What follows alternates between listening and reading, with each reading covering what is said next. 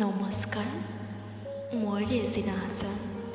আপোনালোকৰ মাজলৈ আকৌ আহিছোঁ মোৰ এটি স্বৰচিত কবিতালৈ। কবিতাটিৰ শিৰোনাম মই বিপ্লৱী।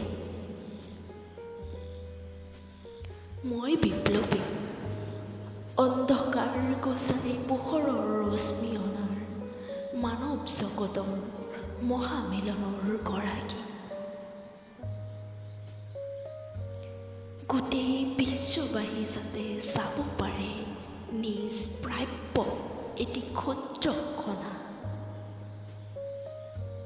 মই বিপ্লৱী, দুৰ্নীতিৰ শোষণকাৰী নিজ তেজ নিধন কৰাত শান্তি সমৃদ্ধিৰে এমুঠি খাব পাৰে যাতে উজ্জ্বল নিজ সমগ্ৰ পৃথিৱীৰ।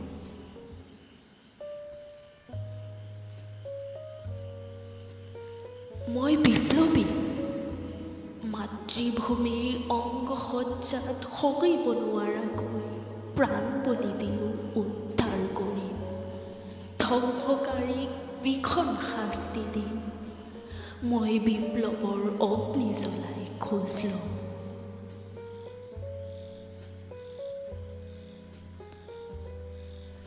অশান্তি অশৃংখল য'ত পুংখানুপুংখভাৱে বিচাৰিম কেলেংকাৰী হত্যা উৎপীড়ন এইবোৰৰ উৎপত্তি কম।